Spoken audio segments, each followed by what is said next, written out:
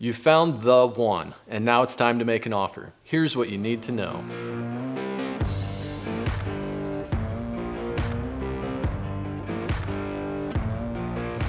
Hey there folks, welcome back to Land Your Ground. This is part 3 of our video series on buying rural land, where we're focusing on making an offer and getting the deal. There's a lot more to making a good offer than just the purchase price. Of course, full asking price would excite any seller, but there are a lot of other terms in your offer that are almost as important as what the purchase price itself is, such as how much earnest money are you going to put down?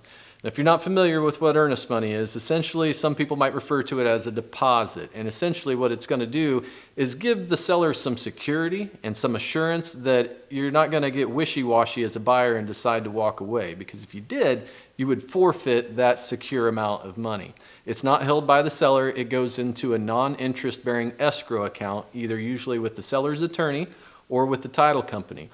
But somebody is going to hold that money in what's called escrow to make sure that everybody does what they said they were going to do when they sign the contract. Another one of the important terms in an offer is going to be the closing date. How fast can you close? Or would the seller prefer a delayed closing to give them more time to move off of the property or to help locate a replacement property? Other important terms to a seller are going to be, is your offer cash or is it contingent to things like financing and appraisal? Do you have inspection contingencies? How quickly can you close? The more concessions and contingencies that you include in your offer, the less reason the seller has to say yes. One common question that comes up is, how much time should I give the seller to respond to my offer? And customarily, 24 to 48 hours is fairly typical with land purchases.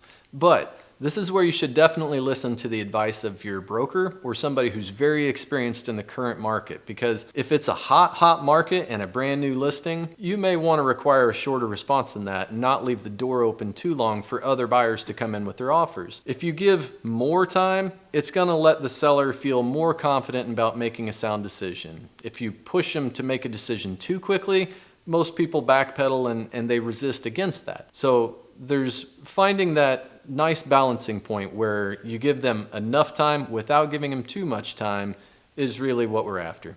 If you're really determined to get a piece of property bought, the smart thing that you can do is to come in as close to the asking price as possible, right? That makes sense.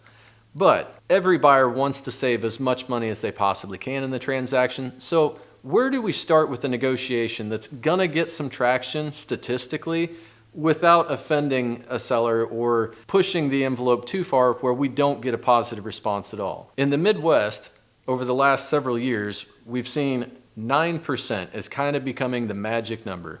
If an offer is within that 9% of the asking price, statistically, there's usually some positive traction for that buyer. If the offer comes in at 10% or below, the odds of getting a deal to the closing table start to fall off pretty dramatically. So be aware of that statistic going in and do some quick math. And that's not to say that every offer should be made right at the 9% mark, because you need to determine whether or not the property is priced appropriately. Assuming all things equal, the stats say that that's kind of the threshold where most offers either do end up getting accepted or don't. Once your offer's been written up and presented to the seller, there's 3 things they can do with it. Either they can accept it as it's written, they can reject it completely, or they can send you back a counteroffer and change or tweak any of the terms that they're not okay with and respond back and say, I won't do this, but I could do this. How does that sound? And you need to be prepared for that. If you've made a good offer, you should expect a counteroffer. If they just accepted it right off the bat,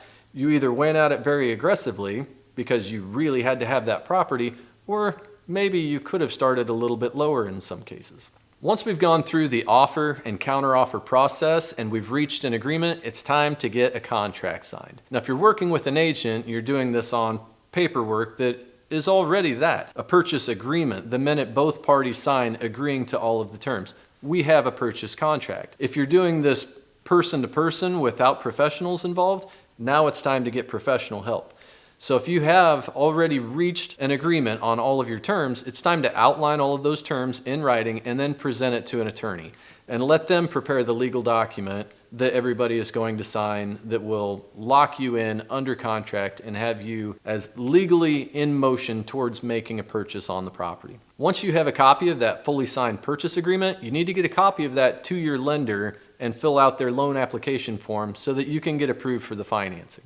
Once you've been approved for the loan, if you're borrowing more than 50% of the agreed upon purchase price, the lender is likely going to require an appraisal. Now, if you're working with an ag lender, a lot of them will do their appraisals in-house, which will get it done a little bit cheaper for you and also typically faster than a third party. Some inspections might also be necessary, especially if there's a rural residence on the property. So you might be looking at needing a well inspection with a water test, a termite or wood-boring insect inspection, and a septic inspection if there's a septic system on the property too. If you're going to be starting a business on the property or perhaps developing a subdivision, then you might also look into something like a Phase 1 environmental study.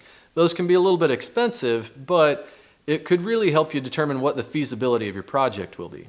If you're just stumbling onto this video, this is part 3 of our series on purchasing raw land. You should go back and check out parts 1 and 2 and stick around for more info in part 4. If you found this video helpful, don't forget to like and subscribe to join our tribe. Also, ring the bell to get notifications when we put out more valuable content. If you have questions or would like more information, make a comment below. Thanks for watching. We'll see you next time on Land Your Ground.